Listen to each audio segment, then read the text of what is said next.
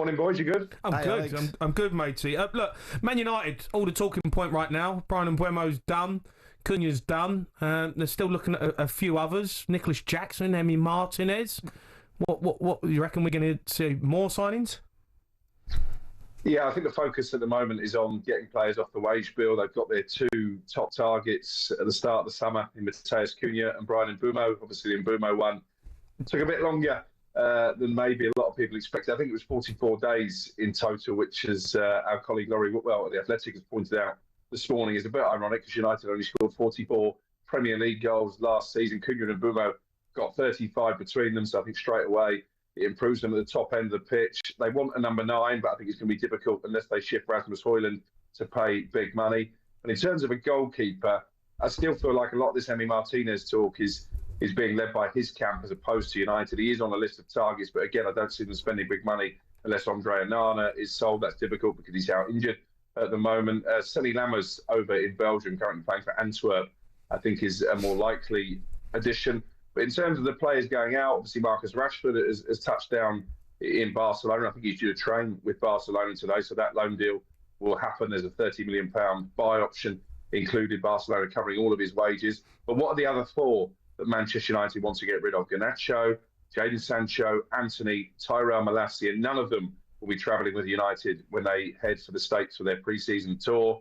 And the price tag for Garnacho has come down to as low as £40 million. There's a lot of talk in Italy about Juventus and Jadon Sancho. I think Anthony probably will end up back at Real Betis. So once they've cleared the decks, I think United will look for reinforcements. They need them, don't they? Because they were so poor. Alex, you know, is it? I don't know whether it's just me or not. I can't get my head around this. Is there no talk at all about Man United signing a centre half or a fullback?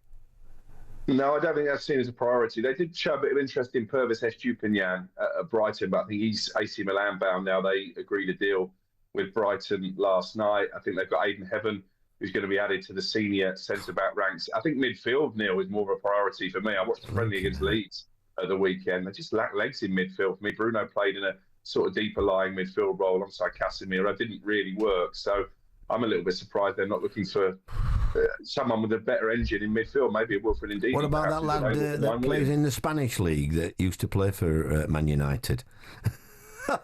The lad, what do they call him?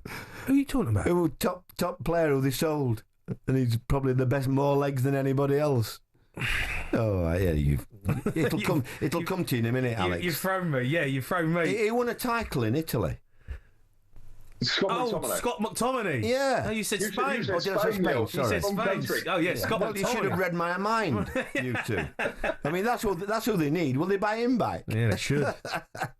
They should. Well, I tell you what, they've missed him because not only did he have the legs, he had the goals as well. Which he did, You're right. Sir Alex Ferguson loved him. Let's talk about Ekitike. He's having a medical today.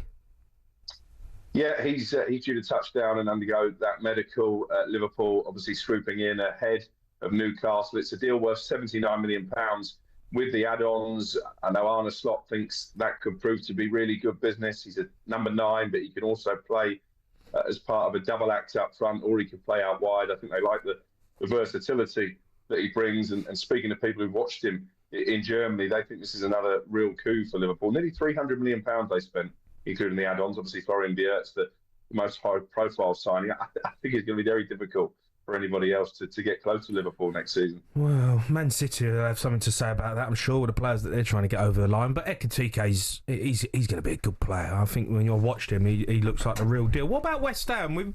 We talk about the big clubs all the time, but what about the teams at the bottom? Everton, what sort of business they've been doing? They've been very quiet. Yeah, that they have, and it's interesting because I think they lost a dozen players out of contract, including Dominic Calvert-Lewin. They've replaced him with a striker, Barry, coming in from Villarreal, and with Charlie Adam on Friday, obviously part of David Moyes' coaching staff last season, did a bit of scouting for him. He thinks he could be a real surprise package. In terms of West Ham, it has been quiet so far. They've signed a couple of fullbacks, Juve coming in from Slavia Prague, Kyle Walker-Peters on a free transfer. They look a bit light at the top end of the pitch for me because I'm not sure you can trust Nicholas Fulkrug to stay fit. Mikel Antonio is out of contract. Obviously, Jarrod Bowen can play as number 9. But as well. He's better out wide. Yeah, they've lost Kudus.